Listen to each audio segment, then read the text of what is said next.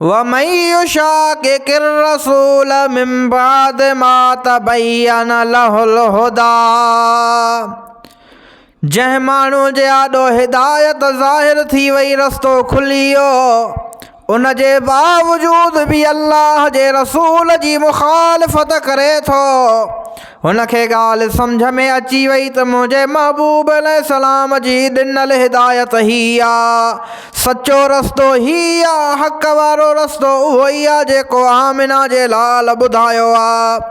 उन जे बावजूद भी माण्हू उन रस्ते जी मुखालफ़त करे, वयत्तबि गैर सबीलिल मुमिनीन, ये जेके मोमिन बाना अल्लाह जा प्यारा बाना असां खां अॻु में गुज़री विया, उन्हनि जे रस्ते जी भी मुखालफ़त करे। मतिलब चवण जो ही आहे त जेके अल्लाह जा वली मोमिन बाना हुआ, हज़रत शेर मुस्तफ़ा मोमिन हो, सुल्तानुल वाइज़ीन अल्लाह जो कामिल वली हो, उन खां सिवा भिटाई साहब रहमतुल्लाह अलैह, कलंदर शाहबाज़ा, हज़रत गौसे आज़म जीलानी, हज़रत पीर साईं रोज़े धणी रहमतुल्लाह अलैह, ॿिया अल्लाह जा कामिल वली थी गुज़रिया, जेको इन्हनि जो तरीक़ो आहे उहो तरीक़ो नथो वठे, उहो तरीक़ो छॾे पंहिंजो तरीक़ो बनाए, मां रब फरमायां थो नुवल्लिही मा तवल्ला व नुस्लिही जहन्नम वसाअत मसीरा। अॼुकल्ह माण्हू चवंदा आहिनि, जेकॾहिं कंहिंखे चयो गौस पाक रज़ी अल्लाह ताला अन्हु ही फरमायो आहे,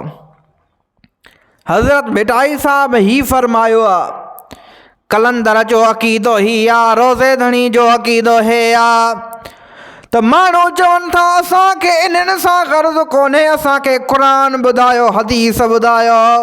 मां चवां थो चाचा चिबिड़, तोखे कहिड़ी ख़बर क़ुरान ऐं हदीस जी? रब जो क़ुरान फरमाए थो वयत्तबि गैर सबीलिल मुमिनीन, इहे जेके मुंहिंजा कामिल वली ईमान वारा गुज़री विया, जेको इन्हनि जो रस्तो छॾे ॿियो रस्तो वठंदो, मां रब फरमायां थो नुवल्लिही मा तवल्ला,